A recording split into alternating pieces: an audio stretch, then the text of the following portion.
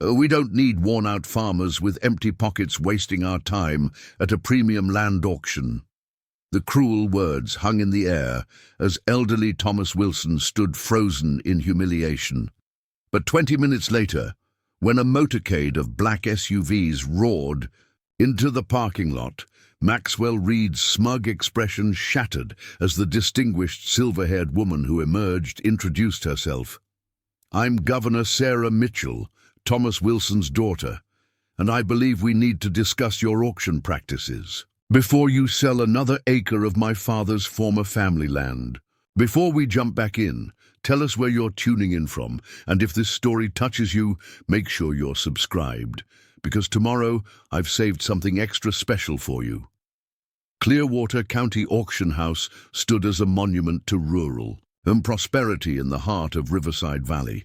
Its red brick facade and gleaming modern addition represented the changing face of agricultural commerce, where family farms were increasingly being acquired by corporate interests. The original farming families who had worked the land for generations now found themselves outbid and marginalized in the very community they had built.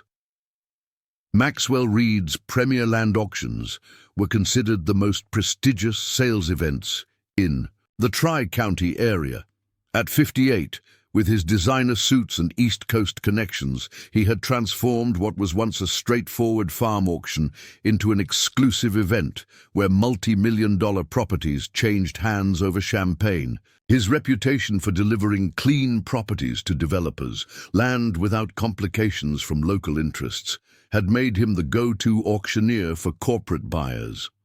The auction house's main hall reflected this philosophy.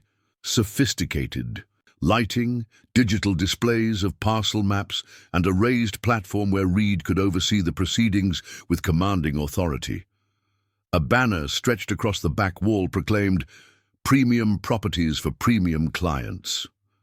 Reed moved through the gathering crowd on a crisp October morning, his Italian leather shoes marking him as distinctly different from the few remaining local farmers who had come to witness the sale of yet another historic property. "Today," he announced as he took his position at the podium, "we present an extraordinary opportunity, the historic Green Valley Estate, 320 acres of prime agricultural land with exceptional development potential.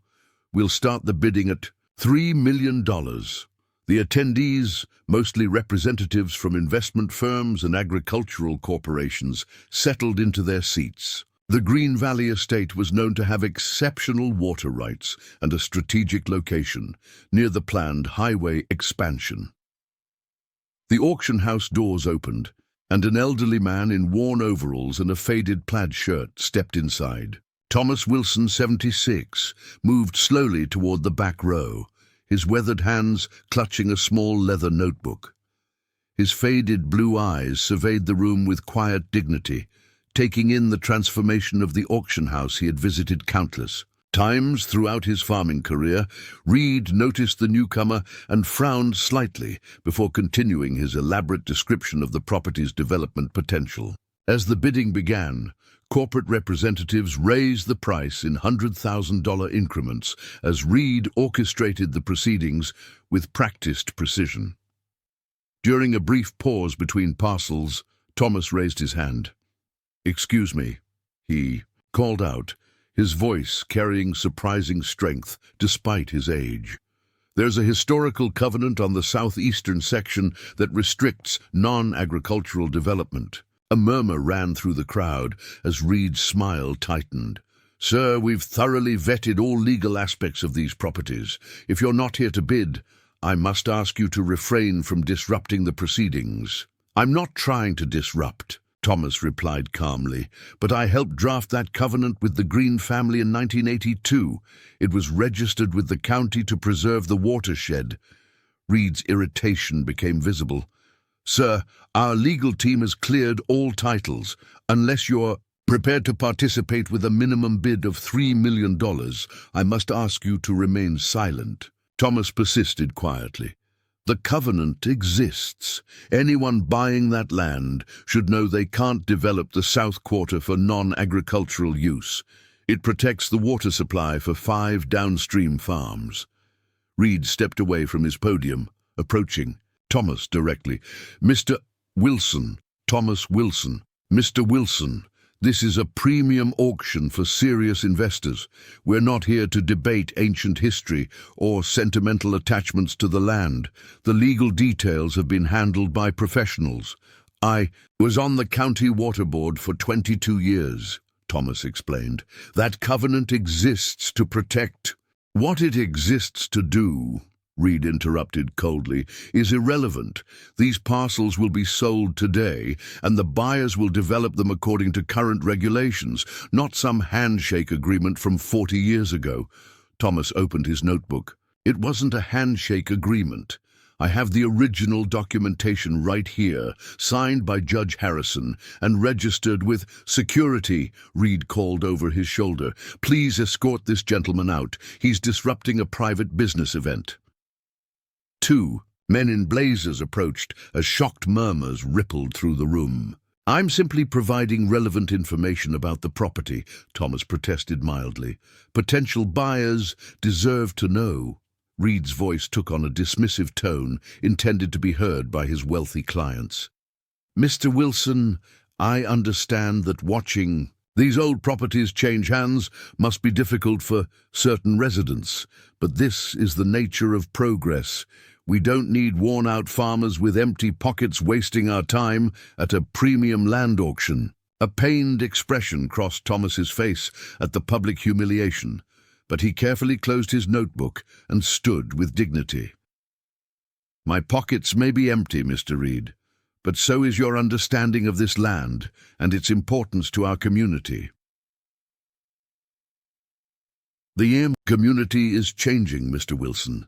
Perhaps it's time you accepted that not everyone belongs in the new Riverside Valley. Reed turned to the security personnel. Please see Mr. Wilson out. We have valuable clients whose time we're wasting. As Thomas was escorted toward the door, he paused and looked back at the room full of investors. That covenant exists whether you acknowledge it or not. The land remembers even when people choose to forget. Reed returned to his podium with a tight smile. My apologies for the interruption, ladies and gentlemen. Some people struggle to accept that land, like anything else, belongs to those who can afford to buy it. Now, shall we continue with Parcel 4? Outside in the parking lot, Thomas stood beside his old pickup truck, his face composed despite the humiliation he had just endured. He pulled out his phone and made a call. Sarah, it's Dad. I'm sorry to bother you when I know you're busy, but there's a situation at the old Green Valley property. Reed Auctions is selling it without disclosing. The watershed covenant. He listened for a moment. No, don't worry about that. They just asked me to leave. Yes, I'm fine. Just concerned about the water rights for the downstream farms. As Thomas ended the call, he didn't notice Maxwell Reed watching from the auction house window, a satisfied smirk on his face as he saw the old farmer climbing into his battered truck. In Reed's mind, he had just eliminated a potential complication to his perfectly orchestrated land sale. He had no idea that his smug certainty was about to be shattered in less than 20 minutes. The auction resumed its steady rhythm after Thomas Wilson's departure. Maxwell Reed had quickly re-established control of the room, his confidence seemingly unshaken by the brief disruption. Corporate representatives continued their bidding on the fertile parcels of Green Valley Estate, with prices climbing well beyond what any local farmer could hope to match. Parcel 5 includes the original homestead and surrounding 50 acres, Reed announced, his voice carrying the practiced enthusiasm of a man who knew he was about to make a substantial commission. This section features the historic barn, which could be converted to an exceptional events venue or corporate retreat. We'll start the bidding at $2 million. In the parking lot, Thomas Wilson sat in his truck, his weathered hands still gripping the steering wheel. He hadn't started the engine yet. Instead, he was looking at an old photograph tucked into the sun visor, a picture of a much younger Thomas standing with his late wife and their daughter Sarah beside the Green Valley Pond. The Wilson family had farmed adjacent land for 3 generations before economic hardship forced them to sell 15 years ago. Thomas wasn't fighting for his own property anymore. That battle had been lost years earlier. He was fighting for the principles that had governed land use in Clearwater County for generations. The understanding that water was a shared resource that demanded stewardship rather than ownership. The covenant he had helped establish with the Green family had been designed to protect not just the land itself, but the entire watershed that sustained 5 downstream farms. His reverie was interrupted by the distant sound of vehicles approaching. Thomas glanced in his rearview mirror and was startled to see a procession of black SUVs turning into the auction house parking lot. State trooper motorcycles flanked the convoy, their lights flashing as they escorted a particularly sleek vehicle in the center of the formation. "Oh, Sarah," Thomas murmured, recognizing the gubernatorial motorcade. "You didn't have to do this." Inside the auction house, Reed was in his element, having just secured a $2.4 million bid on the homestead parcel. "Excellent. That's $2.4 million from Heartland Agricultural Investments. Do I hear 2.5? Remember, ladies and gentlemen, this is prime conversion property with historical character that exempts it from certain zoning restrictions." A representative from Eastern Consolidated raised his paddle. $2.5 million. I have $2.5 million. Do I hear?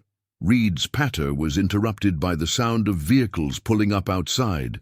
The auction house's large windows offered a clear view of the parking lot, where attendees could now see the procession of official vehicles coming to a stop.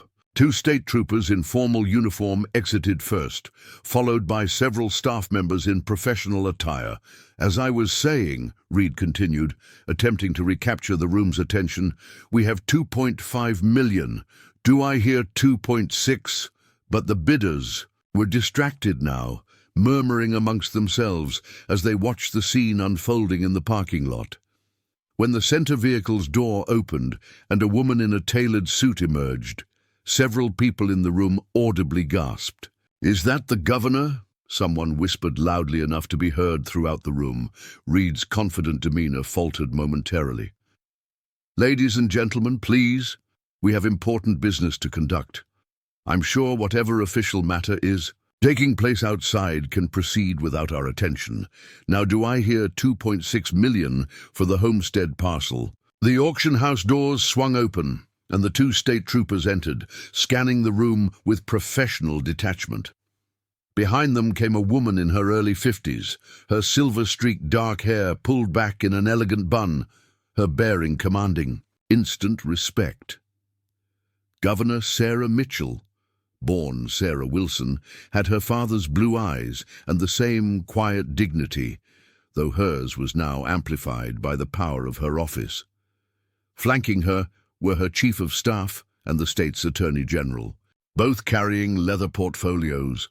Thomas Wilson entered last, looking somewhat embarrassed by the dramatic entrance, but resolute nonetheless.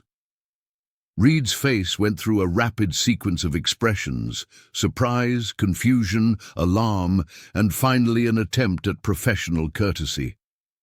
"Governor Mitchell, this is an unexpected honor.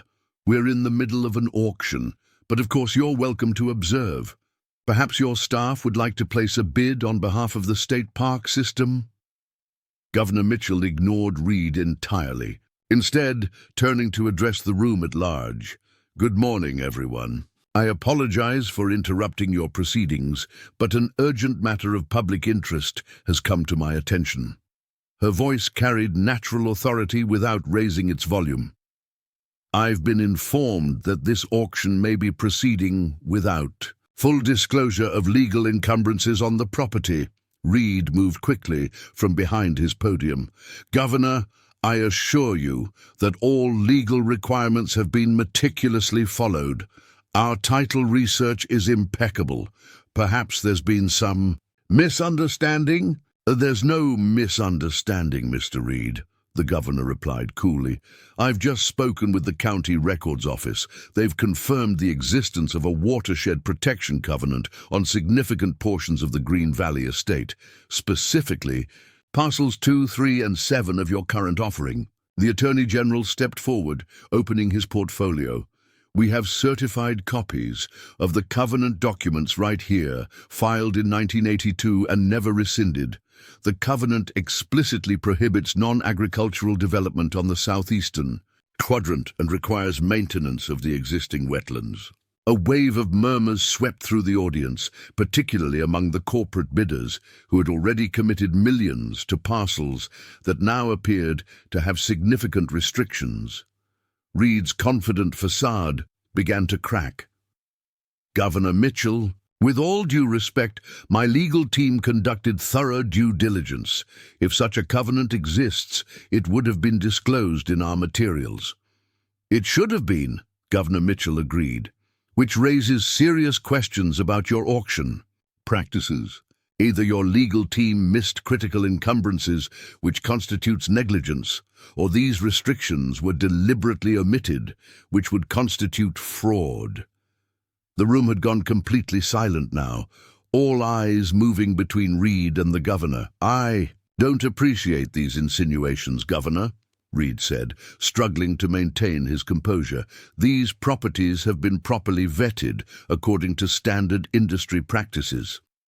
"Industry practices don't supersede state law, Mr. Reed," the Attorney General interjected, "and state law requires full disclosure of all encumbrances before sale." Governor Mitchell turned to address the bidders directly. "Ladies and gentlemen, in the interest of transparency and to prevent any of you from making investments based on incomplete information, I'm exercising my authority to request a temporary halt to these proceedings pending a full review of the property records." She nodded to the state troopers, who moved to stand on either side of Reed's podium. "This is not an action I take lightly, but as governor, I have a responsibility to ensure that all business conducted in our state adheres to our laws, particularly when it involves resources as vital as our watershed." Reed looked around desperately, seeking support from the crowd, but the corporate representatives were already on their phones, clearly consulting with their legal departments. "This is unprecedented interference in a private business transaction," he protested. "On the contrary," Governor Mitchell replied calmly, "this is the state fulfilling its obligation to protect both consumers and natural resources. My father attempted to provide this information through appropriate channels, and you had him removed." All eyes turned to Thomas Wilson, who stood quietly at the back of the room, still clutching his leather notebook. There was a moment of collective realization as the bidders connected the elderly farmer with the governor. "Your father?" Reed stammered, the color draining from his face as he finally made the connection himself. "Yes, Mr. Reed. Thomas Wilson, the worn-out farmer with empty pockets you so dismissively ejected, is my father. He served on the county water board for over 2 decades and helped draft the very covenant you've failed to disclose." The governor's voice remained measured, but there was steel beneath her calm exterior. More importantly, he was trying to ensure that all parties to this sale had accurate information, something you actively prevented. Reed looked desperately toward his legal counsel, who had sunk low in his chair, already recognizing the severity of the situation. "Governor Mitchell," Reed began, attempting to recover, "had I known Mr. Wilson was your father—" "Had you known," she interrupted sharply, "would you have treated him with the respect every citizen deserves? Would you have dismissed his concerns because of his clothes or his age or his empty pockets? Or would you have listened only because of his connection to me?" Reed had no answer. "Your auction is suspended pending review," the governor continued. "The Attorney General's office will be examining all sales conducted by Reed Auctions over the past 5 years to ensure proper disclosure practices were followed." She turned to the assembled bidders. "I apologize for any inconvenience this causes to those of you who traveled here in good faith. The state will ensure that when these properties are eventually sold, all legal encumbrances will be clearly documented. As the corporate representatives began gathering their materials and filing out, many casting accusatory glances at Reed, the auctioneer made one last desperate attempt. "Governor, surely we can resolve this without such drastic measures. Perhaps a brief recess to review the documentation your father has provided." "Mr. Reed," Governor Mitchell said, her voice now carrying the full weight of her office, "this isn't merely about documentation. It's about the systematic dismissal of local knowledge and the disregard for land stewardship that has characterized too many transactions in this county. My office has received numerous complaints about your auction practices, but until today we lacked clear evidence." She gestured to the state troopers. "These officers will secure the auction records while the Attorney General's staff conducts their initial review. You're welcome to contact your attorney, but I suggest you cooperate fully." As the room quickly emptied, Thomas Wilson approached. His daughter, "Sarah, I didn't call you to shut down the auction. I just wanted someone to verify the covenant's existence." The governor smiled at her father, briefly dropping her official demeanor. "I know, Dad, but when you told me they'd thrown you out for trying to share vital information about the property, it confirmed what we've been hearing about Reed's practices for years." She lowered her voice. "We've had complaints from 3 counties about his failure to disclose environmental restrictions and indigenous heritage sites on properties he's auctioned. We just needed clear evidence." Thomas glanced over at Reed, who was now engaged in an intense conversation with his legal counsel. "He's built quite a business, selling off our community piece by piece." "Well, that business model is about to change," Governor Mitchell replied. "The Attorney General has been looking for a case like this to establish stronger disclosure requirements for agricultural land sales." Across the room, Reed looked up and caught Thomas's eye. The auctioneer's expression had transformed from smugness to something approaching fear as he watched the state officials boxing up his records. In the span of 20 minutes, his carefully constructed world of exclusive deals and selective disclosures had begun to crumble.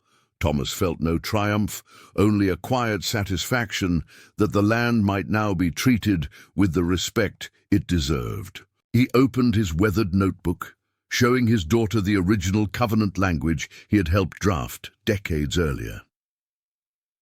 "The land remembers," he said softly, echoing the words he had spoken when being escorted out. "Even when people try to forget."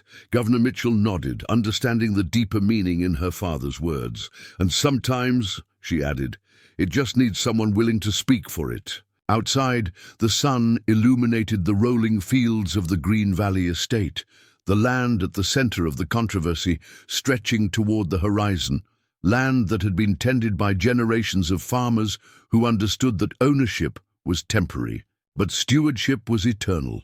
The governor's convoy remained parked outside the auction house, a visible reminder that even in changing times, some principles remained worth defending. The weeks following Governor Mitchell's dramatic intervention at the Clearwater County Auction House brought profound changes to Riverside Valley. What had begun as a confrontation over a single property quickly expanded into a broader examination of land sale practices throughout the region. For Maxwell Reed, the transformation was both professional and personal, beginning with the most uncomfortable meeting of his career.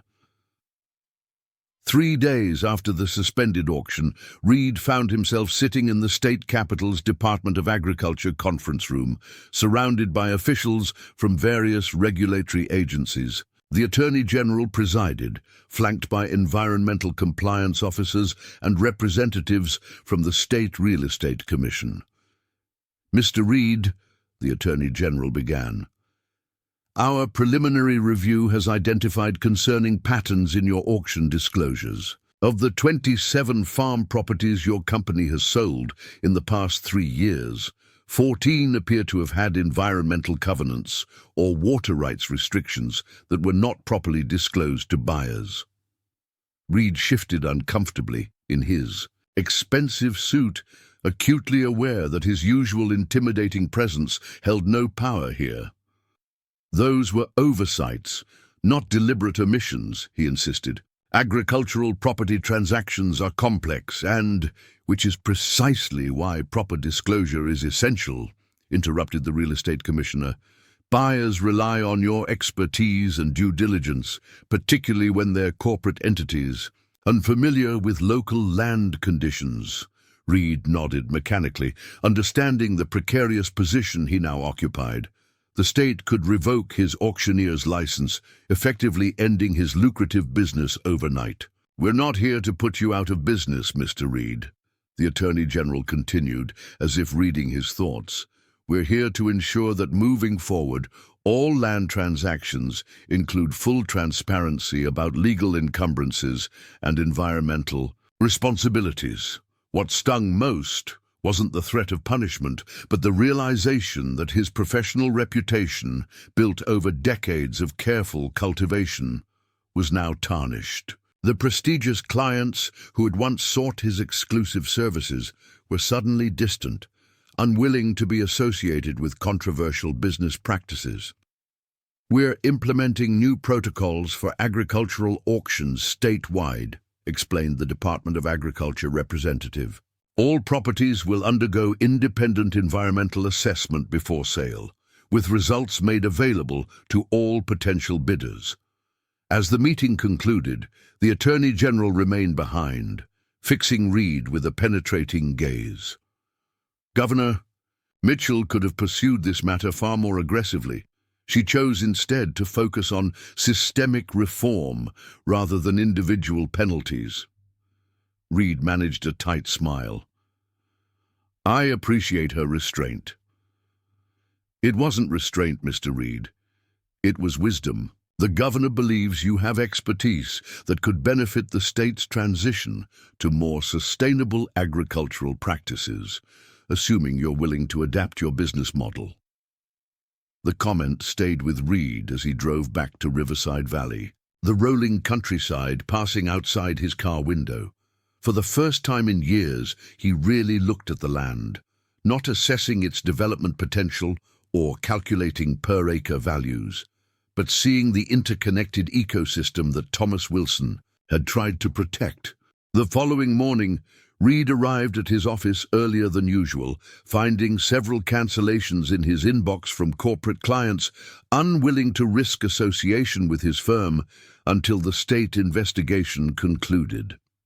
As he contemplated the potential collapse of his business empire, his assistant announced an unexpected visitor.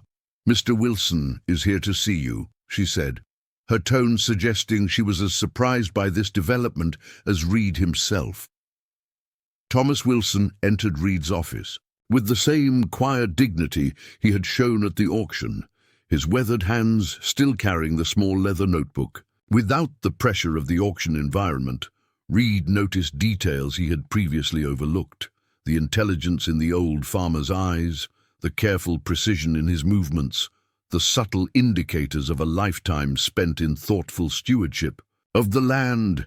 Mr. Wilson, Reed said, standing awkwardly, I didn't expect to see you again. I expect not, Thomas replied without rancor. But I thought we should talk, man to man, without all the government officials and lawyers present.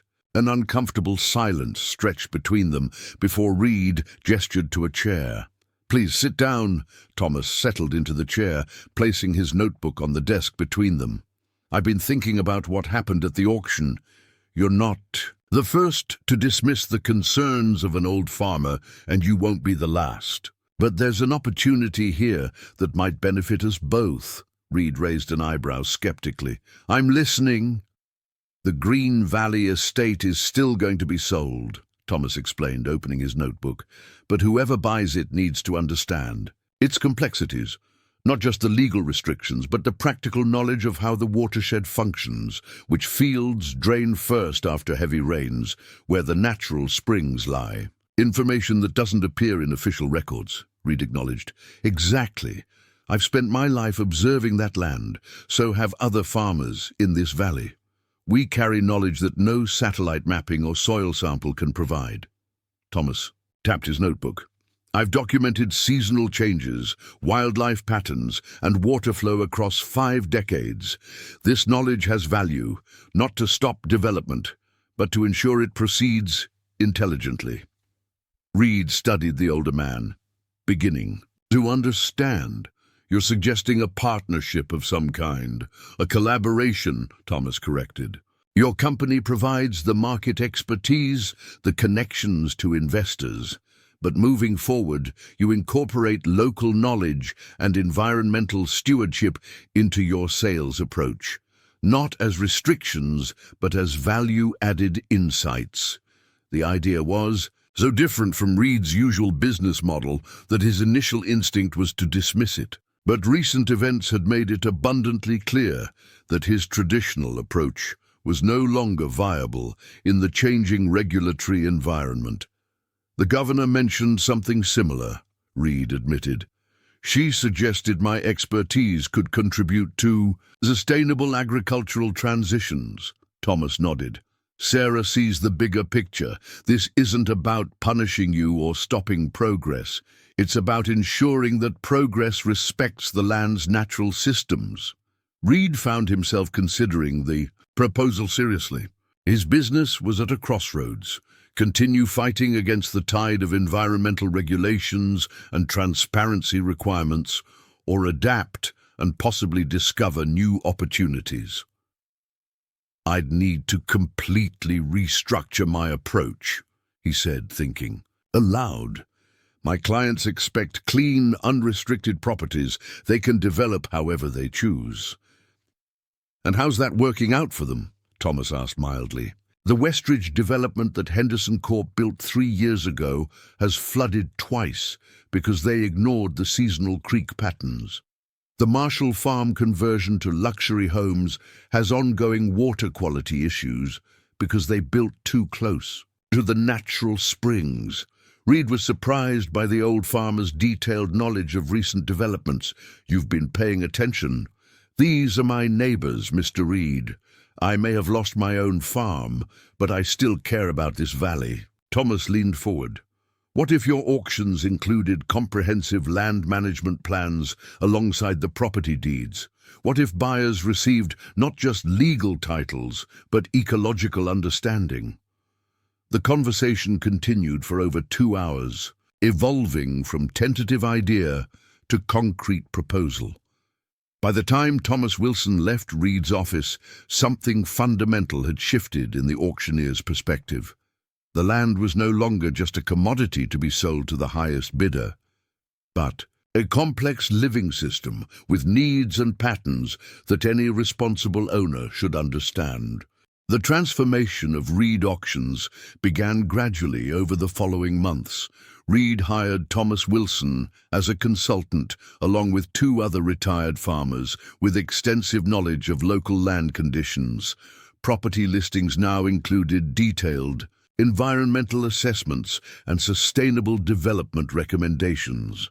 Most significantly, Reed implemented a new policy of complete transparency regarding all legal encumbrances and ecological considerations. Initially, some corporate clients balked at the new approach, preferring the old system that emphasized development potential while minimizing restrictions. But a surprising number of investors, particularly younger, more environmentally conscious firms, were attracted to the comprehensive information now provided with each property. 6 months after the confrontation at the auction house, Reed found himself standing in the Green Valley Estate's south field with a potential buyer, not a corporate developer, but the representative of a sustainable agriculture investment group. The covenant actually makes this property more attractive. For our purposes, the investor explained as they surveyed the land. We're looking to establish demonstration sites for regenerative farming techniques, and the water protection requirements align perfectly with our mission. Reed nodded, finding himself genuinely interested in the group's vision, rather than simply focused on closing the sale. Mr. Wilson mentioned this section has particularly rich soil composition due to the seasonal flooding patterns. His notes suggest it would be ideal for certain heritage grain varieties. The investor looked surprised but pleased. That's exactly what our agronomists recommended. How did you know? Let's just say I've been getting an education in actual farming, not just farm sales, Reed replied, thinking of the hours he'd spent with Thomas, walking these fields and listening to decades of accumulated wisdom. The most profound evidence of Reed's transformation came during the rescheduled auction of the Green Valley estate. The event bore little resemblance to the exclusive gathering he had originally planned. Local farmers sat alongside corporate representatives. The county extension office had a booth providing information on water conservation. Most noticeably, Thomas Wilson and two other senior farmers sat near the podium as official consultants, their expertise acknowledged as valuable to the proceedings. Before beginning the bidding, Reed addressed the gathered crowd. Welcome to the Green Valley Estate Auction. Before we start, I want to acknowledge some significant changes in how we conduct these sales. Every property offered today comes with a complete environmental assessment, historical land use documentation, and clear disclosure of all legal encumbrances. He gestured toward Thomas and the other farmers. We're fortunate to have local experts who have generously shared their knowledge of these lands, insights that go far beyond what any title search or soil test could reveal.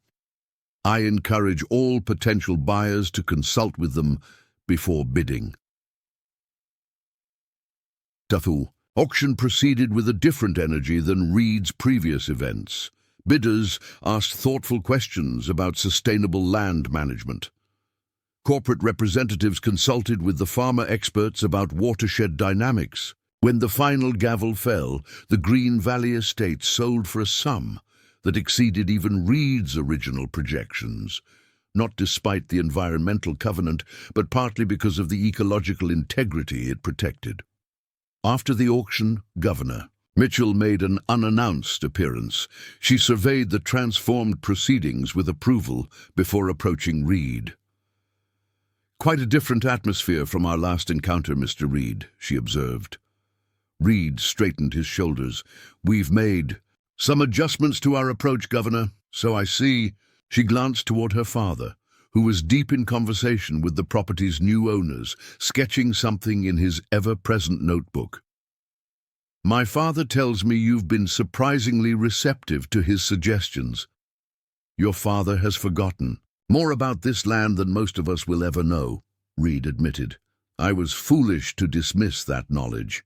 Governor Mitchell studied him thoughtfully.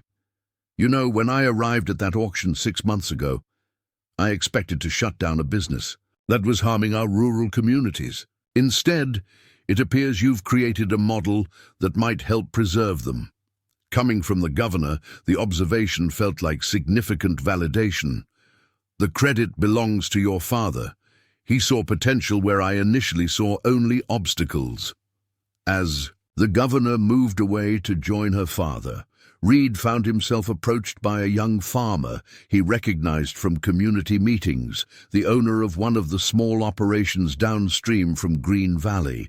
"Mr. Reed," the young man said hesitantly, "I've been thinking about selling a portion of my property to fund equipment upgrades on the remaining acres. Would your new approach work for a smaller parcel like mine?" 6 months earlier, Reed would have dismissed the query as too small to be worth his time. Now he recognized something more important than the commission potential, the opportunity to facilitate a transaction that respected both the land's needs and the community's future. "I believe it would," he replied thoughtfully. "Why don't we walk your property next week? Bring your historical records, and perhaps Mr. Wilson might join us for his perspective." As the gathering dispersed, Reed watched Thomas Wilson, showing the new owners of Green Valley a particular feature of the landscape, pointing to the way water flowed across the contours of the land. knowledge accumulated through generations of observation. Reed realized something fundamental had shifted within him. The validation he had once desperately sought through exclusive deals and wealthy clients now seemed hollow compared to the genuine satisfaction of facilitating transitions that honored the land and its history. Thomas caught his eye across the room and gave him a small nod of acknowledgement, a simple gesture that somehow meant more than all the prestigious connections and luxury trappings that had previously defined Reed's success. The auctioneer who had once dismissed a worn-out farmer with empty pockets now recognized that true wealth came in forms that couldn't be measured in bank accounts or property deeds, a lesson that had transformed not just his business practices, but his understanding of value itself. 5 years later, the Riverside Valley Agricultural Heritage Center opened its doors on a perfect spring morning, the kind that farmers throughout the region recognized as ideal planting weather. The renovated barn that once stood at the heart of the Green Valley estate now served as the centerpiece of a community institution dedicated to sustainable land management and the preservation of rural knowledge. Outside, a diverse crowd gathered for the ribbon-cutting ceremony. Local farmers in work clothes, corporate representatives in business attire, government officials, and families from throughout the county. They stood together on land that had nearly become another anonymous development, but instead had transformed into something unique. A working demonstration farm, educational center, and community gathering place. Governor Sarah Mitchell, now in her second term and with a national reputation for innovative rural policy, approached the podium set up on the barn's wide porch. At 57, she carried the same commanding presence that had stopped an auction in its tracks 5 years earlier, though her silver-streaked hair now had more silver than dark. "Welcome, everyone, to what I believe represents the future of rural America," she began, her voice carrying across the attentive crowd. 5 years ago, this property stood at the center of a controversy about how we value land and whose knowledge counts when making decisions about its use. In the front row, 81-year-old Thomas Wilson sat with quiet dignity, his weathered hands resting on a familiar leather notebook. Beside him, looking somewhat uncomfortable in the place of honor but present nonetheless, sat Maxwell Reed, whose transformation had become almost as legendary as the confrontation that sparked it.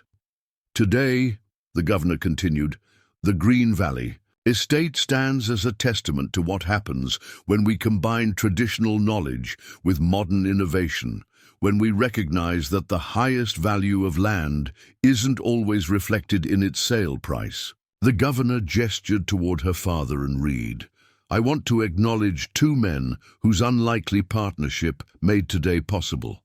My father, Thomas Wilson, who stood up for the land when it needed a voice, and Maxwell Reed, who demonstrated that true leadership often means having the courage to change course when presented with new understanding." The crowd applauded as both men nodded in acknowledgement. Their former antagonism long since transformed into a productive working relationship that had reshaped land transactions throughout the state. After Reed's pioneering changes to his auction practices, other auctioneers and real estate firms had initially mocked his unnecessary complications. But when buyers began specifically seeking out Reed auctions for their comprehensive approach to land sales, competitors had quickly followed suit. What began as one man's reluctant adaptation had evolved into a new standard for agricultural property transfers. The Riverside Valley Agricultural Heritage Center represents more than just the preservation of this historic property, Governor Mitchell continued.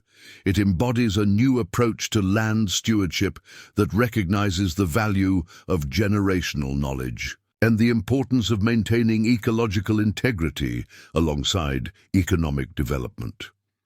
The center had become a hub for the community in ways no one had initially imagined. Local schools brought students for hands-on agricultural education. Farmers from across the state came to learn about sustainable practices. Researchers used the demonstration fields to test climate-adaptive crop varieties. Even the corporate agricultural firms that had once viewed environmental considerations as mere obstacles now sent representatives to learn techniques that could reduce costs while improving land quality. After the ribbon-cutting ceremony, as attendees explored the newly opened center, Thomas Wilson found a quiet moment with his daughter near the small pond that had featured in their old family photograph. "Your mother would have loved this," he said softly, gazing across the carefully maintained wetlands that now served as both wildlife habitat and natural water filtration for the surrounding farms. Governor Mitchell smiled, linking her arm through her father's. "She always said you were stubborn enough for both of you. Turns out she was right. Wasn't stubbornness," Thomas corrected gently. "Just knew the land deserved better than to be carved up without consideration for how it all works together."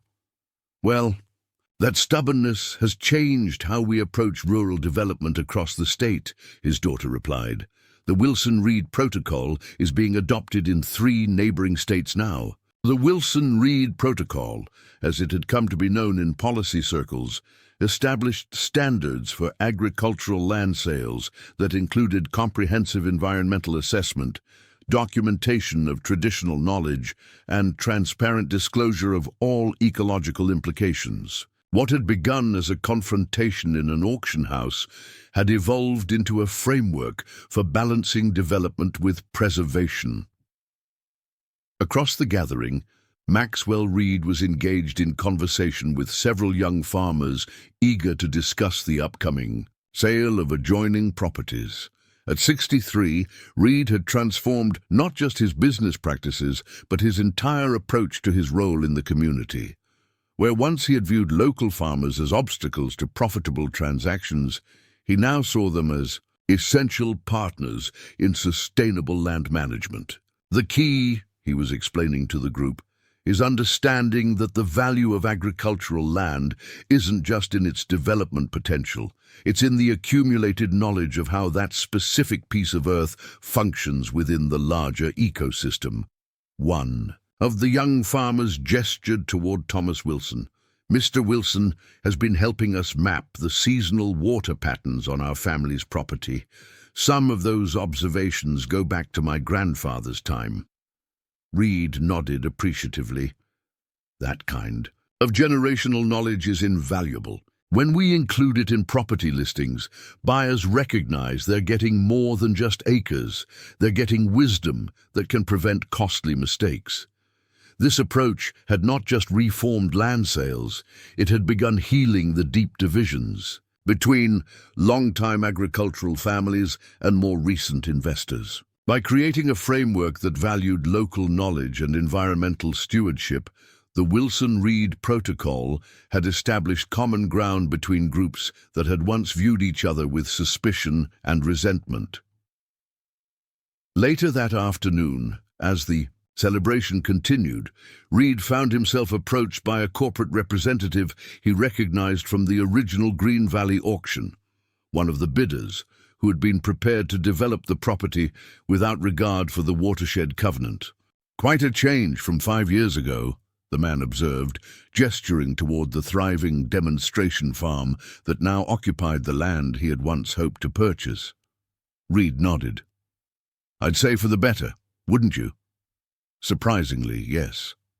The representative looked thoughtful.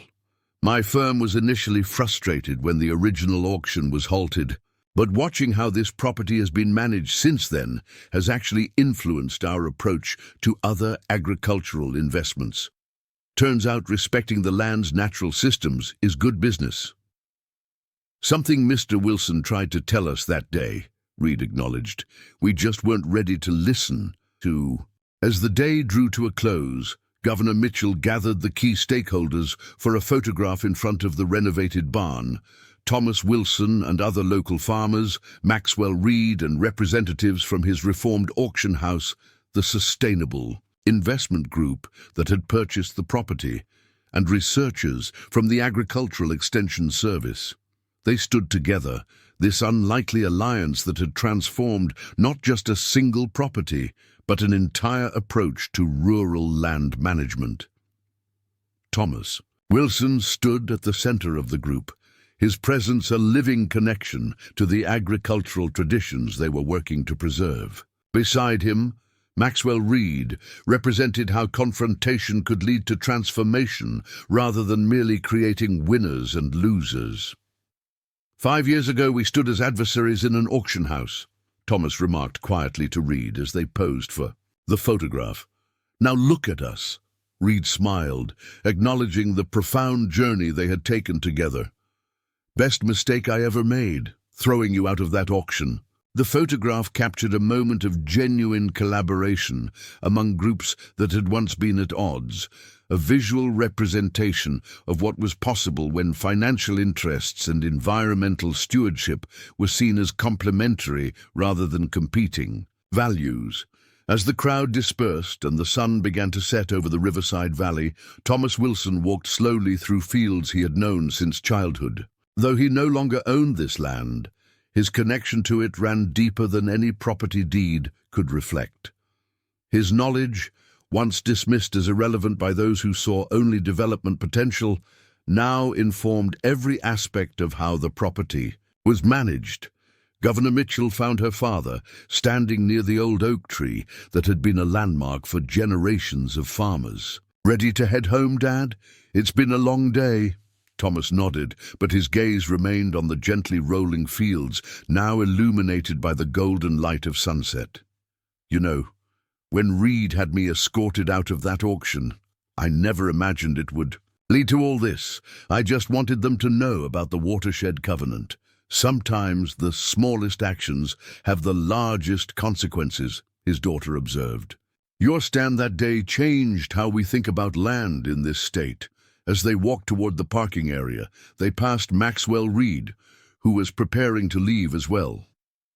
The two men, once adversaries, now unlikely allies, exchanged a look of mutual respect that needed no words to convey its meaning. "Mr. Wilson," Reed said, extending his hand, "another successful day for the Riverside Valley."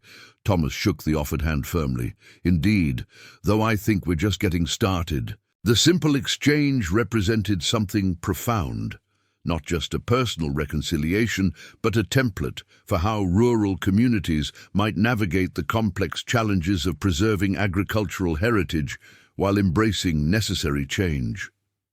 As Thomas and Governor Mitchell drove away from the Heritage Center, they passed the spot where the state trooper motorcade had come to a stop 5 years earlier, the moment when a governor's authority had intervened to protect a farmer's knowledge. That dramatic confrontation had yielded not to continued conflict, but to collaboration and innovation that benefited the entire community. "The land remembers," Thomas murmured, echoing words he had spoken during that fateful auction. His daughter smiled, understanding the deeper meaning in his simple phrase. "And thanks to you, so will future generations." Behind them, the Agricultural Heritage Center stood as a monument not to any individual, but to the principle that had guided Thomas Wilson throughout his life. The understanding that land was not merely a commodity to be bought and sold, but a living system that required respect and stewardship. The center's mission statement, displayed prominently at its entrance, expressed this philosophy in words drawn directly from Thomas's weathered notebook. "The land remembers how it has been treated. Our task is to ensure those memories are of care rather than exploitation, of wisdom rather than expedience, of stewardship that spans generations rather than profit measured in quarters." These words, once dismissed as the sentimental musings of a worn-out farmer with empty pockets, now guided land management decisions throughout the region, a testament to how quickly transformation could occur when confrontation led to understanding. rather than merely establishing winners and losers. And it had all begun with a moment of humiliation in an auction house, a governor's convoy, and the courage of people on both sides to grow beyond their initial positions towards something wiser and more enduring than either could have created alone. 15 years later, the National Rural Heritage Conference held in Washington, D.C. buzzed with energy as representatives from agricultural communities across the country gathered to exchange ideas about sustainable land management and preservation of farming traditions. The grand ballroom of the conference center was filled to capacity for the keynote address, a presentation on the transformative impact of what was now widely known as the Wilson-Reed model. At the podium stood Dr. Eliza Chen, director of the Rural Sustainability Institute and one of the country's leading experts on agricultural policy. Behind her, a large screen displayed the now iconic photograph taken 10 years earlier at the opening of the Riverside Valley Agricultural Heritage Center. Thomas Wilson and Maxwell Reed standing side by side, their unlikely alliance having sparked a movement that had spread far beyond their small community. 15 years ago, Dr. Chen began, an elderly farmer was escorted out of an auction house for attempting to share information about a watershed covenant on land being sold for development. That seemingly small moment of conflict has resulted in what many now recognize as the most significant reform in agricultural land management policy of the past half-century. In the front row sat Sarah Mitchell, now 67 and recently retired after serving 2 terms as governor and later as U.S. Secretary of Agriculture. Beside her sat Maxwell Reed, now in his 70s but still actively involved in the rural land stewardship programs he had helped establish. Thomas Wilson was no longer with them, having passed away peacefully 3 years earlier at the age of 93, but his presence was felt throughout the conference that had dedicated its proceedings to his memory.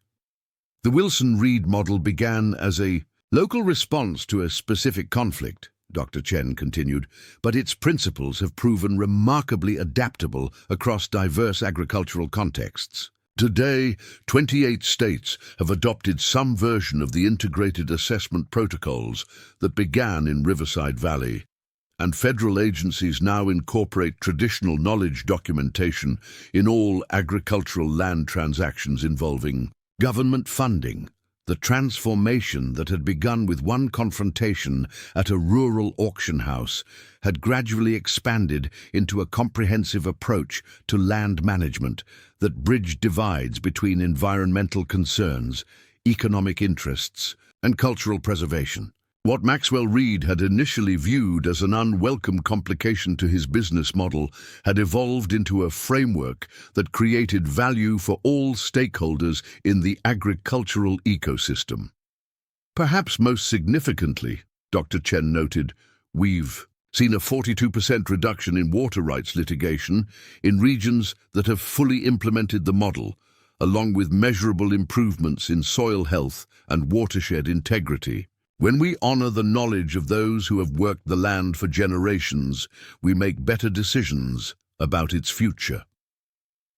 After the keynote address, the conference broke into specialized sessions, with Maxwell Reed leading a workshop on reforming auction and real estate practices to better serve both sellers and the land itself. The man who had once mockingly dismissed a worn-out farmer with empty pockets now championed the integration of ecological understanding into every aspect of property transactions.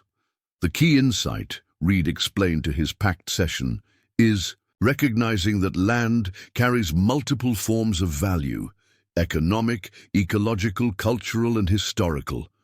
When we acknowledge all these dimensions in our transactions, we create outcomes that benefit both buyers and the broader community. His approach had not just reformed his own business, but had spawned an entirely new professional certification: land stewardship advisors, specialists who bridged the gap between traditional real estate services and environmental consulting.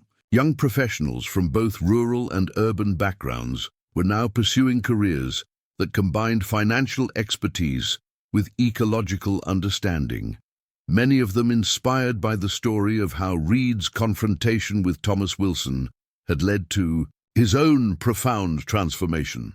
In another conference room, Sarah Mitchell participated in a panel discussion on integrating agricultural heritage into economic development strategies. Though no longer in public office, her influence on rural policy remained substantial through her foundation work and advisory roles. The real lesson from Riverside Valley, she told the audience, wasn't just about protecting one piece of land or one water covenant. It was about recognizing that the knowledge held by long-term stewards of the land represents intellectual capital that deserves both respect and compensation. This principle had manifested in the creation of a radical new approach to property valuation, one that factored in knowledge equity alongside traditional measures of land value. Farmers who had documented generations of observations about their land could now monetize this intellectual property when transitioning their operations, creating financial recognition for wisdom that had previously been dismissed as merely anecdotal. During the conference luncheon, Sarah found herself seated with a group of young farmers from diverse backgrounds, all participants in the Thomas Wilson Fellowship Program that provided training in both traditional agricultural knowledge and modern sustainable techniques. My grandfather's farm was being sold for development when he heard about the Wilson-Reed approach, explained one young woman from Georgia. The comprehensive assessment revealed unique soil characteristics that made the property far more valuable for specialized crop production than for housing. Now, I'm operating a successful organic farm on land that almost became another subdivision. Similar stories echoed around the table. Tales of farms saved, watersheds protected, and rural heritage preserved through the application of principles that had emerged from that fateful confrontation 15 years earlier. As the conference continued into its second day, attendees toured the newly established National Agricultural Knowledge Repository, a digital and physical archive that documented traditional farming practices, ecosystem observations, and land management techniques from rural communities across America. The repository's central hall featured a life-sized bronze statue of Thomas Wilson, depicted sitting on a fence with his notebook open, eternally recording his observations of the land he loved. Maxwell Reed paused before the statue, reflecting on the journey that had brought him to this moment. The man he had once dismissed as irrelevant had left a legacy that would influence agricultural practices for generations to come. He would have been embarrassed by all this attention, Sarah Mitchell commented, joining Reed beside her father's likeness. Reed nodded in agreement. He never wanted recognition. He just wanted the land to be respected. And now it is, Sarah replied, in ways none of us could have imagined that day at the auction house. They stood in companionable silence, these once adversaries whose conflict had yielded not to bitterness, but to a productive partnership that had transformed not just their own lives, but the lives of countless others across rural America.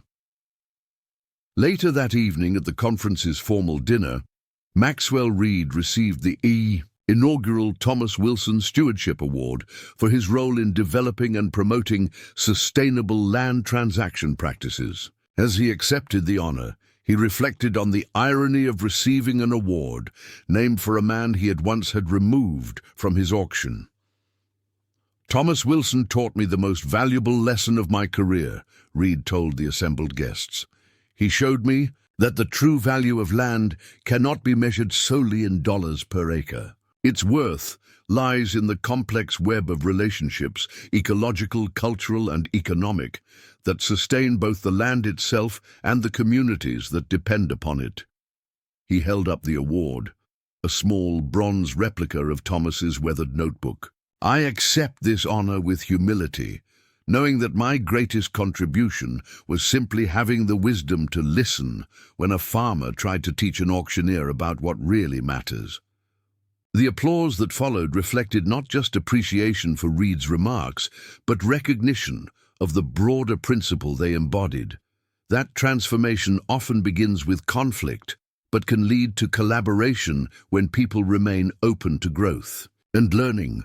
After the ceremony, Sarah Mitchell invited Reed to join her on the conference center's terrace, which offered a sweeping view of the capital city. As they looked out over the illuminated monuments, she handed him a small package wrapped in simple brown paper. "I found this while going through Dad's things," she explained. "I think he would have wanted you to have it." Reed carefully unwrapped the package to reveal Thomas Wilson's leather notebook, the same one he had clutched during that confrontation 15 years earlier. The pages were filled with meticulous observations about the land, weather patterns, and wildlife, alongside philosophical reflections about stewardship and responsibility. "I can't accept this," Reed said, deeply moved by the gesture. "This belongs in the repository with his other papers." Sarah shook her head. "The repository has his other notebooks, but this one, the one he had with him that day, I think he would want it to remind you of how far you've both come."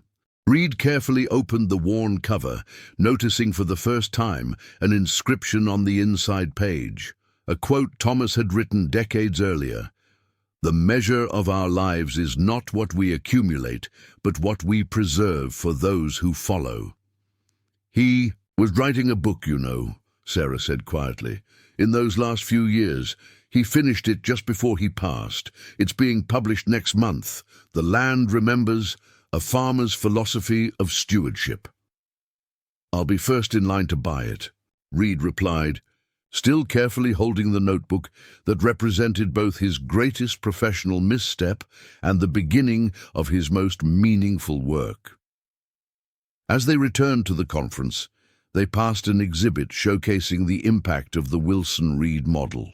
Across diverse agricultural communities, photographs of restored watersheds, thriving family farms, and collaborative land management projects that bridged traditional divides between environmental and economic interests. One display particularly caught their attention, a map showing the spread of the model from Riverside Valley outward, like ripples expanding across a pond. What had begun as a local conflict had eventually influenced land management practices in communities across the country and was now being adapted for international applications. "Did you ever imagine it would go this far?" Sarah asked, studying the map. Reed shook his head.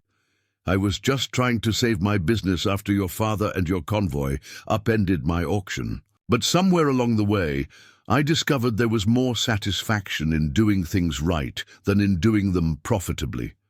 Though it turns out," Sarah observed, "that doing things right eventually became profitable too." It was true.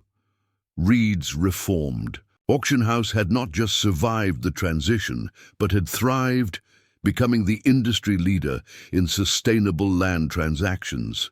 His willingness to integrate ecological understanding and traditional knowledge into property sales had positioned his firm at the forefront of a significant shift in how agricultural land was valued and transferred.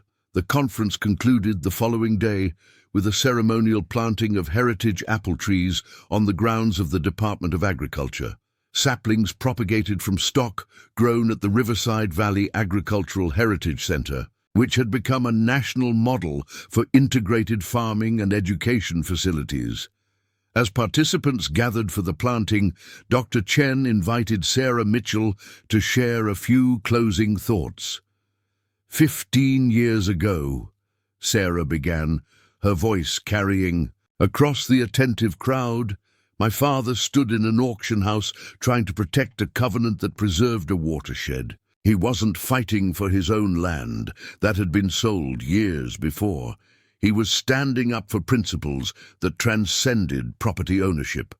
She gestured toward the young trees waiting to be planted.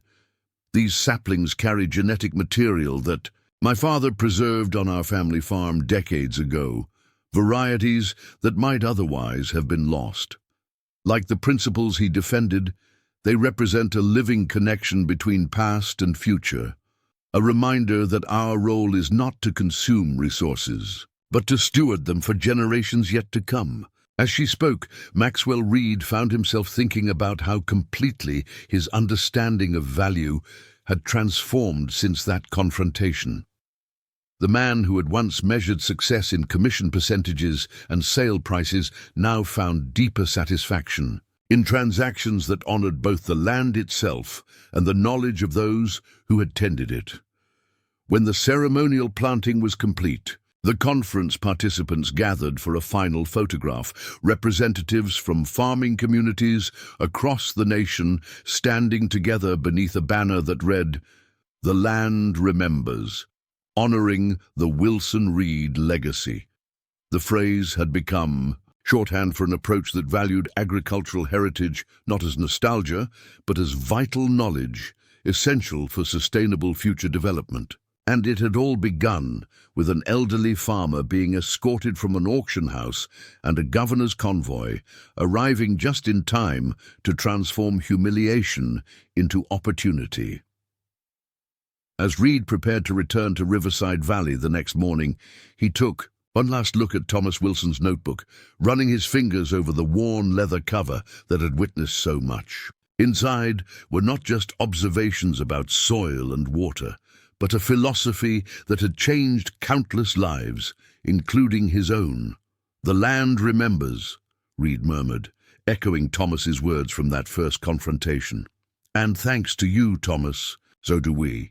The notebook would occupy a place of honor in Reed's office, a daily reminder that the most profound transformations often begin with moments of conflict, and that wisdom sometimes comes from those we are initially most inclined to dismiss. The elderly farmer with empty pockets had indeed been worn out after decades of working the land, but his spirit and wisdom remained vibrant, continuing to influence how Americans thought about their relationship to the earth long after that dramatic day when a governor's convoy had shut down an auction and started a movement. 25 years later, the autumn sun cast long shadows across Riverside Valley as people gathered for the dedication ceremony at the newly completed Thomas Wilson Memorial Park. What had once been the most contentious parcel of the Green Valley estate, the southeastern quadrant with its critical watershed, was now a protected nature preserve surrounded by thriving, sustainable farms. The land that had sparked a confrontation in an auction house 25 years earlier had become a living monument to transformed values and perspectives. Among the honored guests seated on the simple wooden platform was Maxwell Reed, now in his early 90s. Though age had bent his once imposing frame and whitened what remained of his hair, his eyes remained sharp and observant. Beside him sat Sarah Mitchell, now in her 70s, her gubernatorial and cabinet service years behind her, but her influence on rural policy still evident in the programs being celebrated today. As the crowd settled, Michael Wilson, Thomas Wilson's grandson and the current Secretary of Agriculture, approached the podium. At 42, he carried echoes of his grandfather in his thoughtful demeanor and deep connection to the land. 25 years ago, on this very ground, he began, two men stood as adversaries in a conflict that could have ended with bitterness and division. Instead, through wisdom and willingness to grow, they transformed that conflict into collaboration that has reshaped how we value and steward agricultural land across this nation. The gathered crowd included farmers and corporate executives, environmental advocates and development specialists. Groups that had once seemed irreconcilably opposed, but now routinely worked together under the frameworks established through what had come to be known as the Wilson-Reed Accords. My grandfather was not a wealthy man when Maxwell Reed had him escorted from that auction. Michael continued. He had already lost his own farm to economic hardship, but he understood something that transcended property ownership, that the land itself carries wisdom that deserves to be heard and respected. In the front row, Rebecca Reed, Maxwell's granddaughter and now CEO of Reed Sustainable Land Services, nodded in agreement. The company that had once specialized in selling farms to the highest bidder, regardless of intended use, now led the nation in facilitating land transfers that balanced economic value with environmental stewardship and community needs. What began? That day wasn't just about a water covenant or a single auction, Michael explained. It was about a fundamental reconsideration of what gives land value, not just its development potential or per-acre price, but its ecological function, its cultural heritage, and its role in sustaining communities across generations. Behind the speaker's platform stood the centerpiece of the Memorial Park, a life-sized bronze sculpture depicting Thomas Wilson and Maxwell Reed seated on opposite ends of a fence, leaning toward each other in conversation. Their initial confrontation had evolved into years of collaboration that neither could have imagined on that fateful day at the auction house. When it came time for Maxwell Reed to speak, he was helped to the podium by his granddaughter. The man who had once dismissed Thomas Wilson as a worn-out farmer with empty pockets now stood before the community as one of the most powerful advocates for the agricultural wisdom that farmers like Wilson had cultivated across generations. "I've lived a long life," Reed began, his voice softer than in his auctioneer days, but still carrying natural authority. "But I count the years following that confrontation with Thomas Wilson as my most meaningful. He taught me, initially against my will, that the value of land cannot be reduced to its sale price, that its worth lies in relationships and functions that no deed or title can fully capture." Reed looked out over the watershed that Thomas had fought to protect, now a thriving ecosystem that sustained both wildlife and the agricultural community surrounding it. "I began that day thinking only of commissions and sale prices. Thomas helped me see that true value lies in stewardship, in understanding that we hold land in trust for future generations." As Reed returned to his seat, Sarah Mitchell approached the podium. Though she now walked with a cane, she carried herself with the same quiet dignity that had characterized her intervention 25 years earlier. "When I arrived at that auction with my convoy," she recalled, "I was simply trying to protect a water covenant and prevent my father from being dismissed. I had no idea we were starting a movement that would eventually transform rural land policy across this country." She gestured toward the rolling hills of Riverside Valley, where the Wilson-Reed principles had been implemented most comprehensively. "What you see around you isn't just preserved land, it's land that continues to produce, economically, ecologically, and culturally. We didn't choose between development and preservation. We found a third path that honors both progress and stewardship." The ceremony continued with the unveiling of a simple stone marker bearing words from Thomas Wilson's book, The Land Remembers, which had become a foundational text in agricultural education. The land holds memory longer than any human institution. It responds not to our words or intentions, but to how we treat it. In this response lies our greatest lesson, that stewardship brings abundance while exploitation ultimately yields scarcity. After the formal proceedings, the gathering transitioned to a community celebration held in the restored barn of the original Green Valley homestead. Tables laden with food produced by local farms stretched through the historic structure, tangible evidence of the agricultural vitality that had flourished under the Wilson-Reed approach. Maxwell Reed found himself seated at a table with several young farmers from the area, including a woman whose family had nearly lost their property during the wave of corporate acquisitions that had preceded the Wilson-Reed reforms. My parents were 3 months from foreclosure when the new valuation principles were implemented, she explained. Suddenly, the generational knowledge they held about our land was recognized as an asset. The watershed protection agreements they had maintained for decades actually increased our property's value instead of being seen as restrictions.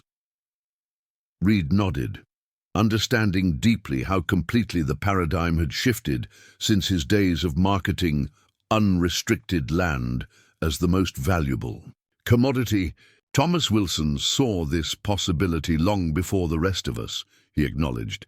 He understood that restrictions protecting natural systems actually create value rather than diminishing it. Across the room, Sarah Mitchell engaged with international delegates who had come to study the Wilson-Reed model. The principles are adaptable to diverse agricultural contexts, she explained. Whether in America's heartland or smallholder farms across the global south, the integration of traditional knowledge with scientific understanding creates more resilient agricultural systems. What had begun as a local conflict over a specific property had evolved into a framework being implemented in rural communities worldwide, an approach that recognized the complementary relationship between economic viability and environmental stewardship, rather than positioning them as competitors.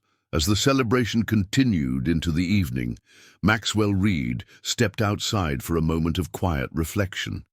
The autumn air carried the scent of recently harvested fields and the distant sound of a stream running through the protected watershed, the very water system Thomas Wilson had fought to defend. Sarah Mitchell joined him on the porch, settling into a rocking chair beside his wheelchair. For a moment, these once adversaries sat in companionable silence, their shared journey having transformed initial conflict into deep, mutual respect. "I keep thinking about that day," Reed said finally. "How differently it all might have gone. If you hadn't arrived with your convoy," Sarah smiled slightly, "or if you hadn't had Dad thrown out of your auction." "One of my better mistakes," Reed acknowledged with a chuckle, "though it certainly didn't feel that way at the time. The best lessons rarely do," Sarah replied. "Dad used to say that growth usually feels uncomfortable while you're experiencing it." Their conversation was interrupted by the arrival of Michael, Wilson and Rebecca Reed, representing the next generation of the unlikely alliance that had begun in confrontation 25 years earlier. "The international delegation is impressed," Michael reported.